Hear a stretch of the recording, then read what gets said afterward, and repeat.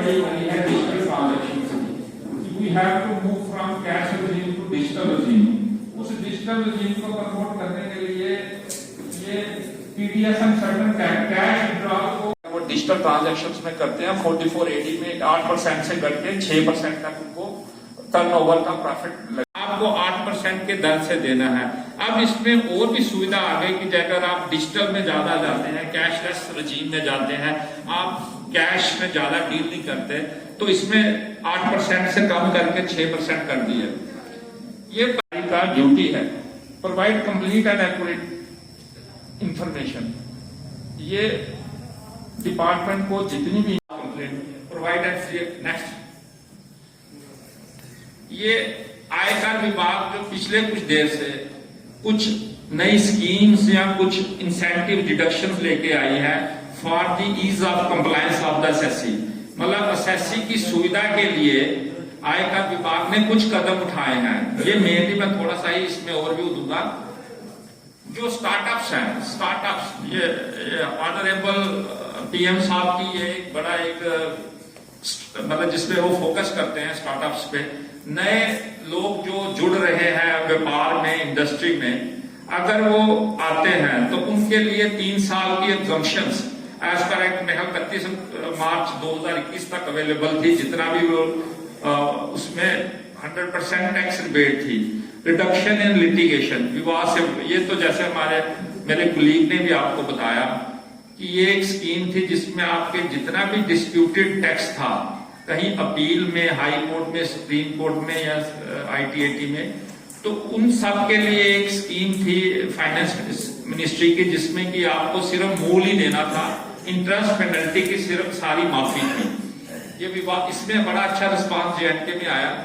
Raising monetary limit for appeal, department ने ये भी जाना कि ये जो लिटिगेशन में जो डिपार्टमेंट जो एसएससी जा रहे हैं, जैसे किसी का टैक्स हो जाता है तो डिपार्टमेंट फिर वो अगले चैनल जैसे ITAT में आप जीत जाते हैं तो हम हाई कोर्ट में जाते हैं, तो उसको भी सरल करने के लिए इन्होंने बोला कि जो ऑलरेडी लिमिट्स थी उसको एक्सीड कर दिया। भाई अगर हम इस टैक्स से कम होंगे तो डिपार्टमेंट अपील में नहीं जाएगा। ये एक सुविधा है एसएससी के लिए to end the litigations. Then relaxation in norms of prosecution, incentives housing for middle class, deduction limits for medical insurance rates and benefit for senior citizen। Senior citizen का मैं आगे स्लाइड में आपको विवरण दूंगा।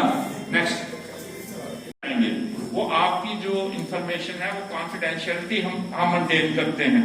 नेक्स्ट अब ये है इसमें अगर आपका आधार चेंज होता है, फोन नंबर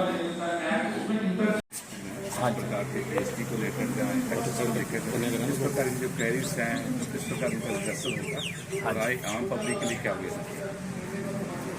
देखिए, हमारी फाइनेंस मिनिस्टर आई थी, जम्मू में आई थी, कश्मीर में आई थी, और उनका ये मानना है कि टैक्स ऑफिसर को लोगों के पास जाना चाहिए, उद्यमी के पास जाना चाहिए, ट्रेडर के पास जाना चाहिए, यंग स्टूडेंट्स के पास जाना चाहिए, यंग एंटरप्रेन्योर्स के पास जाना चाहिए, जिससे ज़्यादा से ज़्यादा वो टैक्स के बारे में समझ सके, उनकी मुश्किलें दूर हो, उससे उनका ज़्यादा टाइम अपने काम धंधे में वो लगा पाएंगे, तो उससे उनकी इनकम भी बढ़ेगी और जम्मू और कश्मीर में भी बहुत ज़्यादा प्रगति आएगी, खुशहाली होगी। तो इसी उसमें हम हर डिस्ट्रिक्ट में जाकर लोगों से मिल रहे हैं, यंग एंटरप्रेन्योर से मिल रहे हैं, स्टूडेंट से मिल रहे हैं, इंडस्ट्रीज से मिल रहे हैं, छोटे इंडस्ट्रीज से बड़े इंडस्ट्रीज से, छोटे ट्रेडर से बड़े ट्रेडर से। तो यही हमारा प्रयत्न है। तो आप हमारी ये बात जितने ज़्यादा लोगों में पहुंचाएं, हमें बहुत अच्छा लगेगा और हमें लगेगा कि हमारा यहाँ पे आने का मकसद पूरा हुआ। क्या देख रहे हैं सर, अभी जम्मू कश्मीर पहले टैक्स पे इतना नहीं था, अब वो नंबर ऑफ द टैक्स पे बढ़ गया है डे बाय डे। बिल्कुल बिल्कुल, जम्मू कश्मीर आप देखिए टैक्स कलेक्शन बहुत बड़ा है। हम सितंबर के महीने में हमारा कुछ 300% टैक्स ज़्यादा आया है, तो वो एक बहुत बड़ी उपलब्धि है। और आप देखिए जम्मू एंड कश्मीर में कितने बड़े बड़े प्रोजेक्ट सड़कों का हुआ, चाहे रेल का हुआ, हाईएस्ट रेल आर्क ब्रिज यहाँ पे बनाया गया है। तो आप इस तरह से देख सकते हैं कि जम्मू कश्मीर की खुशहाली के लिए, समृद्धि के लिए सरकार निरंतर प्रयत्नरत है। सर हम देख रहे हैं कि कुछ जो रिफंड्स हैं वो अभी स्टिल पेंडिंग है। कुछ लोगों के जैसे जब मैनुअल सेटअप था उसमें अभी तक निगरान है, तो मोस्टली आपको डिस्टर्बिंग स्टेट है और बहुत सारी प्रॉब्लम्स लोगों को बंद है, लगातार है, उनको लगता है कुछ ऐसे इशू बने रहे, उनका एड्रेसल कितनी जल्दी हो पाएगा? हम ज़्यादा से ज़्यादा पूरा प्रयास कर रहे हैं कि मैक्सिमम रिफंड्स हम कम से कम टाइम में दे पाएं। तो आपने देखा होगा, मैंने प्रेजेंटेशन में भी लिखा है कि 369 यूनिट्स को नियरली 200 करोड़ का रिफंड दिया गया है। तो उस तरह से हमारा लगातार ये प्रयास है कि किसी को भी कोई दिक्कत ना हो अपने रिफंड्स देने में, लेने में और अपने टैक्स भरने में, दोनों तरह से। सर हम देख रहे हैं कि अभी जैसे न्यू बजट जो है वो आने वाला है। हाँ जी। ये इवन की अभी FM ने अभी आपके श्रीनगर में जो मीटिंग हुई है, हाँ जी। पब्लिक का जो पार्टिसिपेशन को उसको इंश्योर करने की बात कही जाए। हाँ जी। किस प्रकार के पब्लिक जो व्यूज लिए जाएंगे किस प्रकार उनको अगर प्रेरित किया जाएगा, और क्या इस बात का इंश्योर है कि वो चीजें जो है एनुअल बजट में उसको कवर की जाएगी? देखिए सरकार का बिल्कुल ये पूरा प्रयास है, इसीलिए जगह जगह से इनपुट हम ले रहे हैं। हमें बहुत सारे इनपुट्स मिले हैं और लोगों का उत्साह इसमें देखने के काबिल है। तो और सजेशंस लिए इसीलिए जा रहे हैं जिससे लोगों को लगे कि भाई उनके अनुरूप ही सरकार अपने प्लान्स बना रही है। हमारी जैसे ड्यूटी है जो हम डेवलपिंग स्टेज पे है, हाँ जी। काफी डिस्टर्बेंस रही, उसकी वजह से एक बड़ा चेक लगा हमारे डेवलपमेंट के ऊपर। हाँ उसके साथ ही टैक्स रिकवरी भी ज्यादा हो रही है और उसके साथ डेवलपमेंट स्टेज भी जा हाँ रही जी। है। आप देखिए, आप जैसे आप ये तो कह ही नहीं सकते कि यूटी डिस्टर्ब्ड है। जी। अब पिछले 2 साल में कितनी कम कोई किलिंग्स हुई हैं। अब यहाँ पे इक्का दुक्का कोई किलिंग होती है वो स्मॉल वेपन से, बड़े वेपन बम सब एकदम खत्म हो गए हैं। आप देखिए, जैसे मान लिया हमारे अधिकारी हर एक डिस्ट्रिक्ट में जा रहे हैं, रोज जा रहे हैं। वो अगर हम लोग भी जा सकते हैं तो इसका मतलब कोई डर की बात तो नहीं है। तो मैं तो सारा टाइम कहीं भी जाता हूँ, मुझे मतलब किसी की कोई सुरक्षा की जरूरत नहीं होती। तो ये बहुत अच्छा एक मुझे तो लगता है, मैं दिल्ली से लास्ट पोस्टिंग पे यहाँ पे आया हूँ कि यहाँ पे इतना अच्छा लॉ एंड ऑर्डर है, कानून और व्यवस्था है कि वैसे देश में कहीं और मुश्किल से है। जी, हम ये कह सकते हैं कि आने वाले दिनों में GST या IT या टैक्सेस के लिए एक ब्राइट फ्यूचर जो है अभी जरूर बहुत आप देख रहे हैं GST कलेक्शन हमारा ज्यादा होता जा रहा है। 130 करोड़ हमने 130 लाख करोड़ लगातार 2 महीने में अर्जित किया है। तो ये बहुत बड़ी उपलब्धि है। पहले कभी इनडायरेक्ट टैक्सेस में 1 लाख करोड़ के ऊपर टैक्सेस नहीं जाते थे। अब लगातार 2 महीने में इस तरह से कलेक्शन हुआ है, तो फ्यूचर तो बहुत ब्राइट है।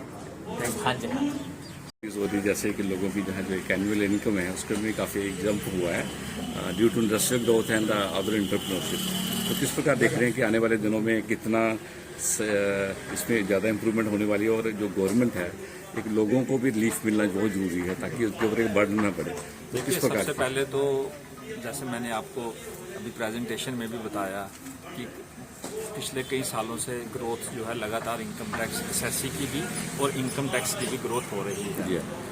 सेकेंडली ये है कि आने वाले दिनों में क्योंकि जो इनकम टैक्स है आयकर, जैसे भी जिस किसी आदमी की इनकम बढ़ती है, चाहे वो सैलरी का हो, बिजनेस का हो, तो वो ऑटोमेटिकली इनकम टैक्स स्लैब में आ जाता है। तो आने वाले दिनों में जो इनकम टैक्स का दायरा है और बढ़ेगा। नए एसएससी जो हैं वो जुड़ेंगे।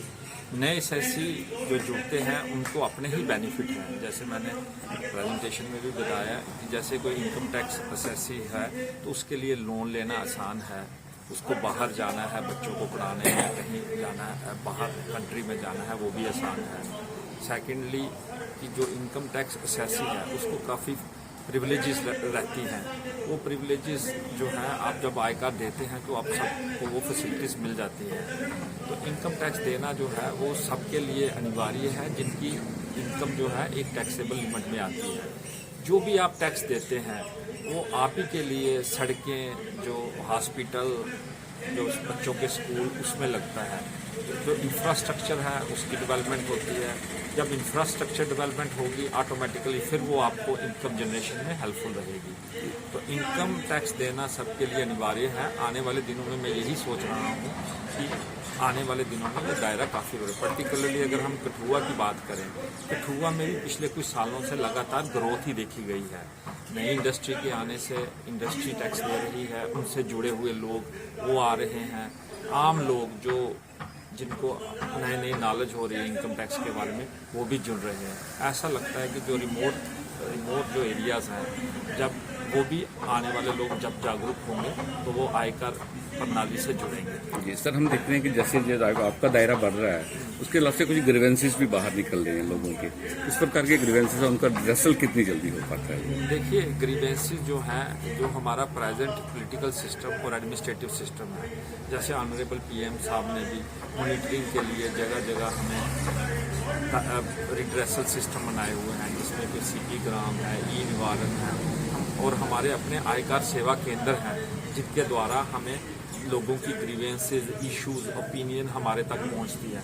हम जल्द से जल्द उनकी कार्रवाई करते हैं। ये ऑन रिकॉर्ड है कि आज की डेट में हमारे पास बहुत ही कम, पिछले साल हमें 32 सीपी ग्राम आए जिसका हमने पूरा उसका समाधान किया। 3342, ये फिगर्स मैं JNK की दे रहा हूँ, 3342 ई निवारण आए जिनका सबका समाधान कर दिया। तो हमारी तरफ से पूरी कोशिश रहती है कि जो भी इश्यूज, ग्रीवियंसेस हमारे पास आते हैं उनका जल्द से जल्द और सही तरीके से निवारण किया जाए। जी सर, पहले एक बात उठती थी कि सर जम्मू वाले टैक्स देते हैं, कश्मीर में टैक्स नहीं दिया जाता। अब वो स्टेज क्या बदल चुकी है जो उसमें कुछ चेंज? बिल्कुल, देखिए, मैं तो दोनों हितों में नौकरी कर आया हूँ। मैं श्रीनगर में भी रहा हूँ, जम्मू में भी रहा हूँ।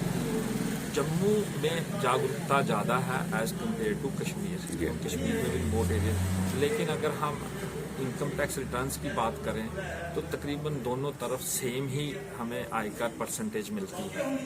तो जो हमारी नेशनल एवरेज है इस समय इनकम टैक्स में, वो लगभग 5.4% है। तो अगर हम कठुआ की बात करें ये 3.4 है। अगर हम पूरे JNK की बात करें ये भी लगभग उसी पैटर्न पे ही फैलती। तो इससे